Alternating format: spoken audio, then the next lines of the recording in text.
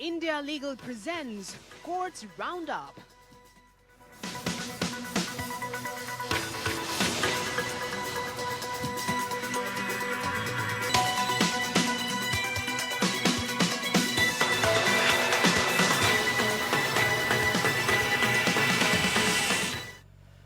नमस्कार, स्वागत है आप सभी का। मैं हूं आपके साथ कुमार कुणाल धीरज। कोर्ट्स राउंड अप आप देख रहे हैं। इस बुलेटिन में अगले आधे घंटे हम आपको कोर्ट से जुड़े तमाम छोटी बड़ी खबरों से रूबरू करवाएंगे। कोर्ट की कार्यवाही और सुप्रीम कोर्ट से लेकर हाई कोर्ट और लोअर कोर्ट्स तक के फैसलों को आपके सामने रखेंगे। तो आइए शुरू करते हैं आज का courts round up. India Legal presents Courts Roundup.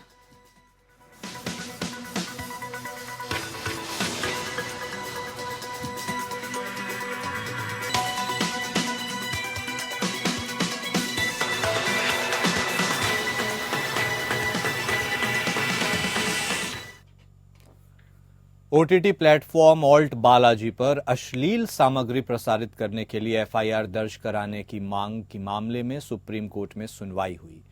Delhi की साकेत कोर्ट ने ओटीटी प्लेटफॉर्म ऑल्ट बालाजी पर अश्लील सामग्री प्रसारित करने को लेकर दी गई शिकायत पर दिल्ली पुलिस के द्वारा कोई कार्रवाई न करने को लेकर दाखिल की गई याचिका पर दिल्ली पुलिस को नोटिस जारी किया है। फिलहाल साकेत कोर्ट इस मामले पर अगले साल 6 मार्च को सुनवाई करेगा।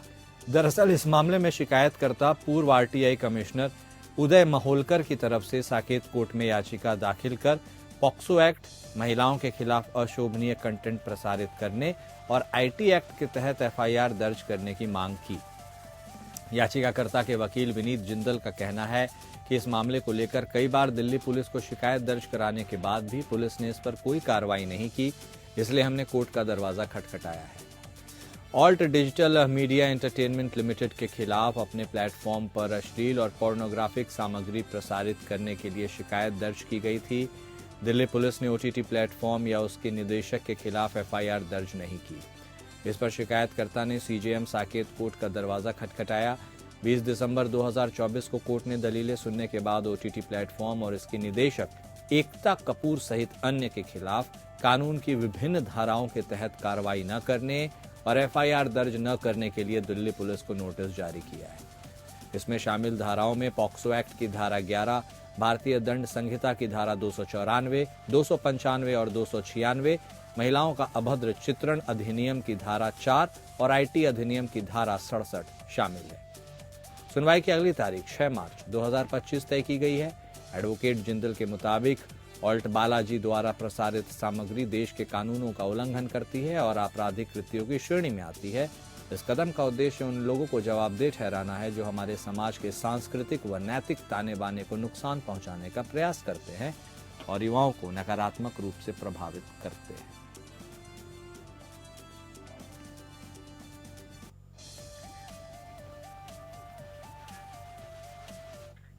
चुनाव नियम में संशोधन को लेकर कांग्रेस सुप्रीम कोर्ट पहुंची है। कांग्रेस ने चुनाव नियमों में हुए हाल के संशोधन को चुनौती देते हुए सुप्रीम कोर्ट में याचिका दाखिल की है।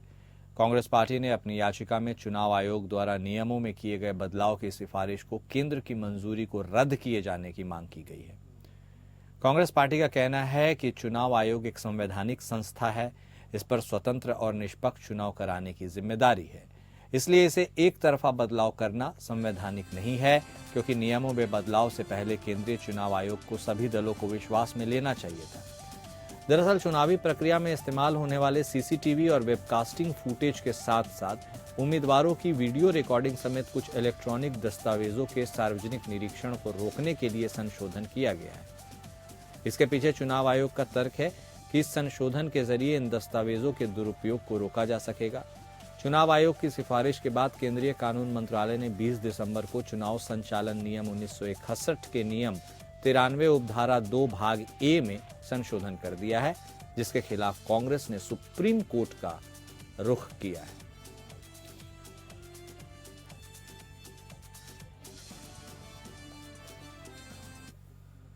सुप्रीम कोर्ट ने कहा है कि अगर हस्तांतरित व्यक्ति उस बिक्री समझौते के निष्पादन को साबित करने में विफल रहता है जिसके आधार पर कब्जे का दावा किया गया हो, तो वह संपत्ति हस्तांतरण अधिनियम 1882 की धारा 53A के तहत सुरक्षा का दावा नहीं कर सकता। कोर्ट ने धारा 53A लागू करने की शर्तों के बारे में भी बताया। जस्टिस JB पारदीवाला और जस्टिस R महादेवन की खंडपीठ कर्नाटक हाईकोर्ट के उस फैसले के खिलाफ दायर याचिका पर सुनवाई कर रही थी, जिसमें प्रथम अपीलीय कोर्ट और ट्रायल कोर्ट के उस फैसले को मंजूरी दी गई, जिसमें वादी प्रतिवादी के पक्ष में स्वामित्व की घोषणा और कब्जे की वसूली के लिए मुकदमा चलाने का आदेश दिया गया। याचिकाकर्ता प्रतिवादियों ने प्रतिवादी वादी द्वारा कथित रूप से उनके पक्ष में निष्पादित 2 गुंठा भूमि के बिक्री समझौते के आधार पर अचल संपत्ति पर कब्जे का दावा किया। जब प्रतिवादी वादी ने स्वामित्व की घोषणा और कब्जे की वसूली की मांग करते हुए मुकदमा दायर किया, तो याचिकाकर्ता और प्रतिवादियों ने संपत्ति हस्तांतरण अधिनियम की धारा 53A के तहत संरक्षण का आह्वान किया, जिसमें अनुबंध के आंशिक निष्पादन में भावी हस्तांतरणकर्ता के रूप में अपने अधिकारों का दावा किया गया। ट्रायल कोर्ट ने प्रतिवादी वादी के पक्ष में फैसला सुनाया, मुकदमा खारिज कर दिया। इस निर्णय को प्रथम अपीलीय न्यायालय और हाईकोर्ट दोनों ने बरकरार रखा। अदालत ने कहा कि TPA की धारा 53A संभावित हस्तांतरित व्यक्ति के लिए एक ढाल के रूप में कार्य करती है, जो बिक्री के अनुबंध के तहत अचल संपत्ति पर कब्जा रखता है, जो औपचारिक रूप से रजिस्टर्ड नहीं है। हाईकोर्ट के निर्णय की पुष्टि करते हुए अदालत ने कहा कि याचिकाकर्ता द्वारा यह दिखाने में विफलता कि प्रतिवादी ने उसके पक्ष में बिक्री समझौता निष्पादित किया, उसे अनुबंध के आंशिक प्रदर्शन का दावा करने का अधिकार नहीं देगी। न्यायालय ने TPA की धारा 53A का लाभ याचिकाकर्ताओं को देने से इनकार किया, क्योंकि वे इसके प्रावधानों को पूरा करने में विफल रहे। कथित बिक्री समझौते को साबित नहीं किया जा सका। याचिकाकर्ताओं के कब्जे में कथित समझौते के तहत कानूनी वैधता का अभाव था, इसलिए याचिका खारिज कर दी गई।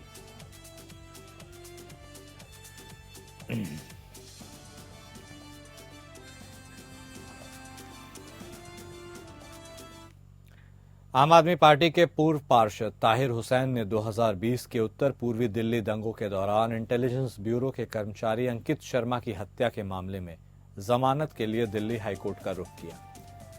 जस्टिस अनूप कुमार मेहंदी रत्ता ने हुसैन की जमानत याचिका पर नोटिस जारी किया और दिल्ली पुलिस से जवाब मांगा। हुसैन की नियमित जमानत याचिका को परिस्थितियों में भौतिक परिवर्तन की कमी के कारण ट्रायल कोर्ट ने 3 दिसंबर को खारिज कर दिया था।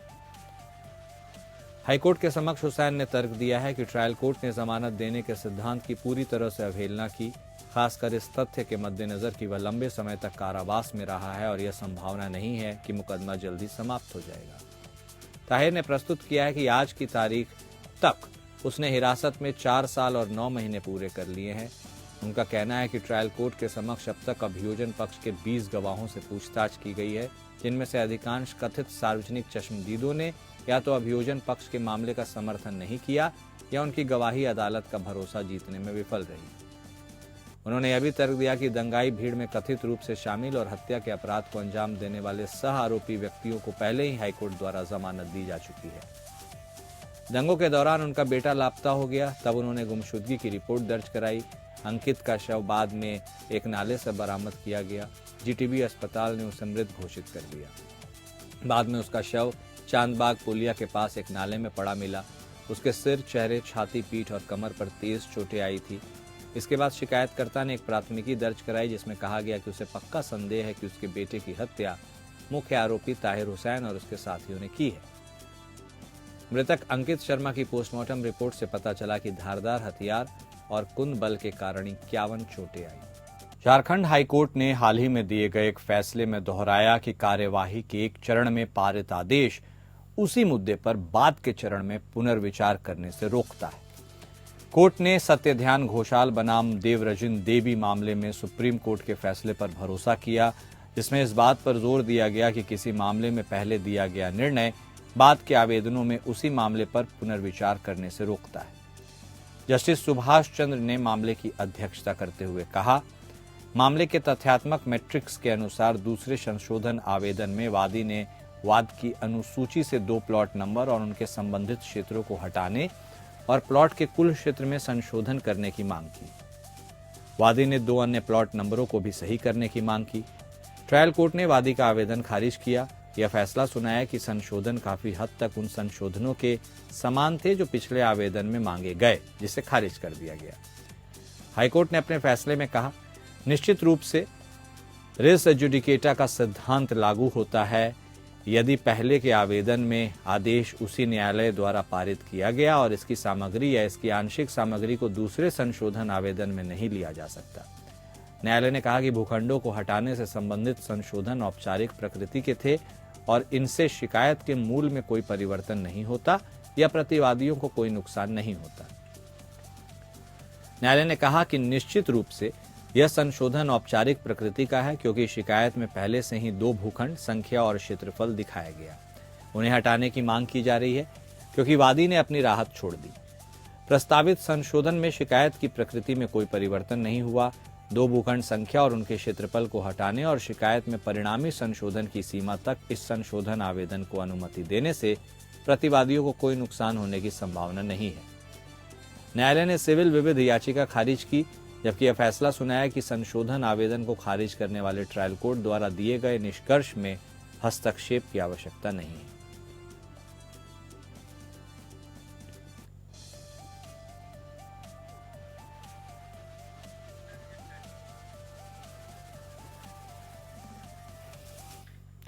कलकत्ता हाई कोर्ट ने माना कि अगर पत्नी अपने मित्रों और परिवार को अपने पति की इच्छा के बिना उसके घर पर ठहराती है तो यह क्रूरता के समान है। प्रतिवादी के मित्र और परिवार को पति की इच्छा के विरुद्ध इसके क्वार्टर में लगातार समय समय पर थोपना, कभी कभी तब भी जब प्रतिवादी पत्नी स्वयं वहां नहीं होती, निश्चित रूप से क्रूरता के रूप में माना जा सकता है क्योंकि इससे अपीलकर्ता के लिए जीवन असंभव हो सकता है, जो क्रूरता के व्यापक दायरे में आएगा। अपीलकर्ता पति ने तलाक के लिए अपने मुकदमे को खारिज करने वाले निर्णय और डिक्री के खिलाफ वर्तमान अपील को प्राथमिकता दी, जिसे क्रूरता के आधार पर शुरू किया गया। दोनों पक्षों ने 2005 में नवद्वीप में अपने वैवाहिक घर में विशेष विवाह अधिनियम के तहत विवाह किया और उसके बाद मेचेदा के कोलाघाट में स्थानांतरित हो गए, जहां पति अपनी सेवा के कारण क्वार्टर में रहता है। 2008 में अपीलकर्ता पति ने तलाक का मुकदमा शुरू किया। बाद में पत्नी ने नवद्वीप पुलिस स्टेशन को रजिस्टर्ड डाक द्वारा पति और उसके परिवार के खिलाफ शिकायत भेजी।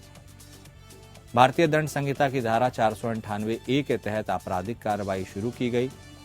अपीलकर्ता पति के वकील ने दलील दी कि दोनों पक्षों के साथ रहने की पूरी अवधि के दौरान पत्नी की दोस्त मौसमी पाल को उस पर थोपा गया और वह काफी समय तक पति पत्नी के साथ रहती थी। प्रतिवादी पत्नी की मां भी पति पत्नी के साथ रहती थी। यह तर्क दिया गया कि पत्नी पति के साथ समय बिताने के बजाय अपने परिवार का अधिकांश समय मौसमी पाल को देती थी, जो अपने आप में क्रूरता का कृत्य है।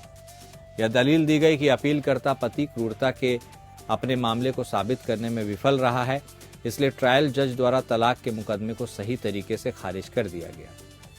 मामले का फैसला सुनाते हुए बेंच ने ट्रायल जज द्वारा पारित आदेश पर विभिन्न आपत्तियां व्यक्त की।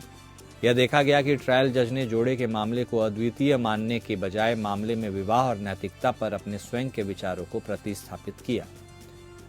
इसने अपील को स्वीकार कर लिया और तलाक का आदेश दिया।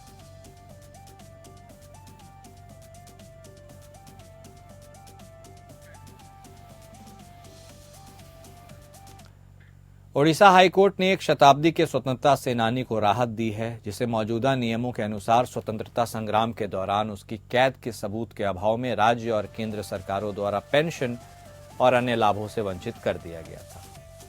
पेंशन योजनाओं को जिन महान उद्देश्यों के साथ तैयार किया गया है, उन पर प्रकाश डालते हुए जस्टिस शशिकांत मिश्रा ने अपने आदेश में कहा, याचिकाकर्ता से यह उम्मीद करना बेमानी होगी कि वह लगभग 80 साल पहले जेल में कैद होने के बारे में स्पष्ट या ठोस सबूत पेश करेगा।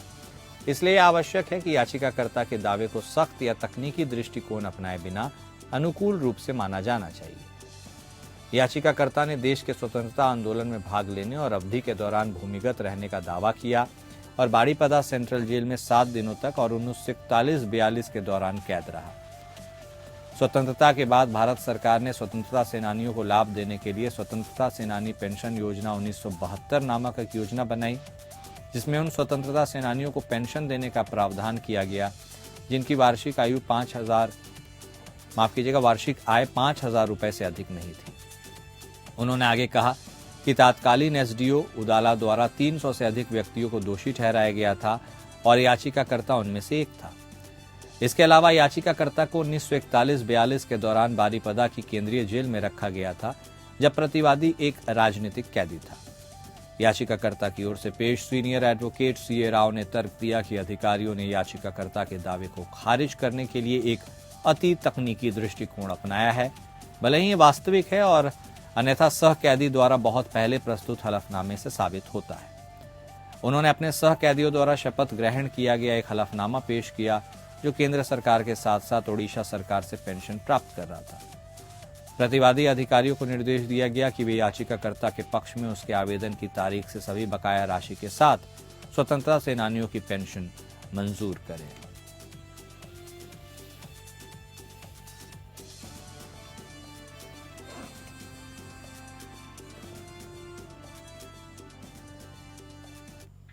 सुप्रीम कोर्ट के पूर्व जज जस्टिस वी रामासुब्रमण्यम राष्ट्रीय मानवाधिकार आयोग के नए अध्यक्ष होंगे। वह जून 2023 में सुप्रीम कोर्ट के जज के पद से सेवानिवृत्त हुए। एनएचआरसी के अध्यक्ष का चयन प्रधानमंत्री की अध्यक्षता वाली समिति द्वारा किया जाता है, जिसमें लोकसभा अध्यक्ष, गृह मंत्री, लोकसभा और राज्यसभा में विपक्ष के नेता और राज्यसभा के उपसभापति भी शामिल होते हैं। एनएचआरसी के अध्यक्ष का पद 1 जून 2024 से रिक्त था, जब जस्टिस अरुण कुमार मिश्रा ने अपना कार्यकाल पूरा करने के बाद पद छोड़ दिया था। इसके बाद एनएचआरसी की सदस्य विजया भारती सयानी आयोग की कार्यवाहक अध्यक्ष के रूप में काम कर रही हैं। 30 जून 1958 को जन्मे जस्टिस रामासुब्रमण्यम ने चेन्नई के रामकृष्ण मिशन विवेकानंद कॉलेज से रसायन विज्ञान में ग्रेजुएट किया और फिर मद्रास लॉ कॉलेज से कानून की पढ़ाई की। उन्होंने 16 फरवरी 1983 को बार के सदस्य के रूप में नामांकन कराया और मद्रास हाईकोर्ट में लगभग 23 वर्षों तक वकालत की। उन्हें 31 जुलाई 2006 को मद्रास हाईकोर्ट के एडिशनल जज के रूप में और 9 नवंबर 2009 को स्थायी जज के रूप में नियुक्त किया गया। उन्हें 27 अप्रैल 2016 से तेलंगाना और आंध्र प्रदेश राज्यों के लिए हैदराबाद में न्यायिक हाईकोर्ट में उनके स्वयं के अनुरोध पर स्थानांतरित कर दिया गया। विभाजन और आंध्र प्रदेश राज्य के लिए एक अलग हाईकोर्ट के निर्माण के बाद उन्हें 1 जनवरी 2019 से हैदराबाद में तेलंगाना हाईकोर्ट के जज के रूप में बनाए रखा गया। उन्होंने 22 जून 2019 को हिमाचल प्रदेश हाईकोर्ट के चीफ जस्टिस के रूप में शपथ ली। उन्हें 23 सितंबर 2019 को सुप्रीम कोर्ट का जज नियुक्त किया गया और जून 2023 में रिटायर हुए।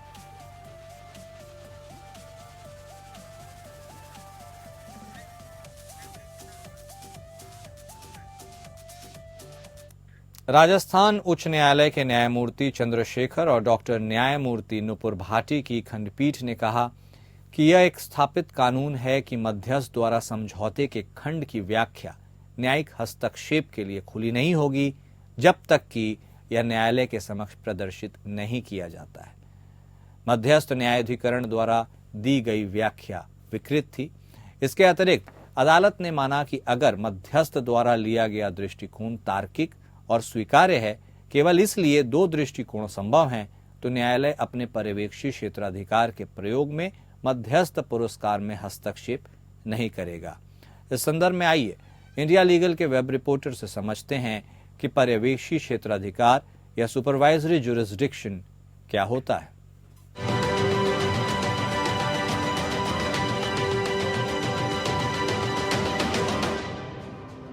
What is supervisory jurisdiction of courts? Courts अपनी सुपरवाइजरी जुरिस्डिक्शन का इस्तेमाल करते हुए आर्बिट्रल अवार्ड में इंटरफेयर नहीं कर सकता। राजस्थान हाईकोर्ट ने ऑब्जर्व किया कि एक आर्बिट्रेटर के द्वारा अग्रीमेंट क्लॉजेस की इंटरप्रिटेशन तब तक जुडिशियल इंटरफेरेंस के लिए ओपन नहीं होती जब तक ये प्रूव ना हो कि उनका इंटरप्रिटेशन बिल्कुल गलत या परवर्स था। आइए समझते हैं कि कोर्ट की सुपरवाइजरी जुरिस्डिक्शन क्या होती है।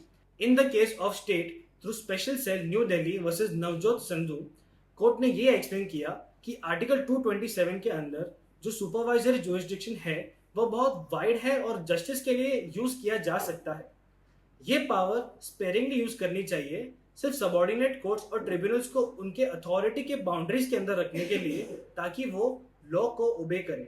ये पावर सिर्फ गलतियों को सुधारने के लिए नहीं होती, चाहे वो फैक्ट्स की हो या लॉ की, और ये अपील का क्लोक बन के भी यूज नहीं हो सकती, चाहे रिट ऑफ सर्शियरी हो या सुपरवाइजरी जुरिस्डिक्शन का यूज हो। दोनों तब तक अवेलेबल नहीं है जब तक ये कंडीशंस पूरी ना हो। फर्स्ट, जो एरर है वो प्रोसीडिंग्स के फेस पर अपैरेंट हो, जैसे अगर वो लॉ के प्रोविजंस को क्लियर इग्नोर या डिसरिगार्ड करके हो और सेकंड, अगर उसकी वजह से कोई ग्रेव इनजस्टिस या ग्रॉस फेलियर ऑफ जस्टिस हो।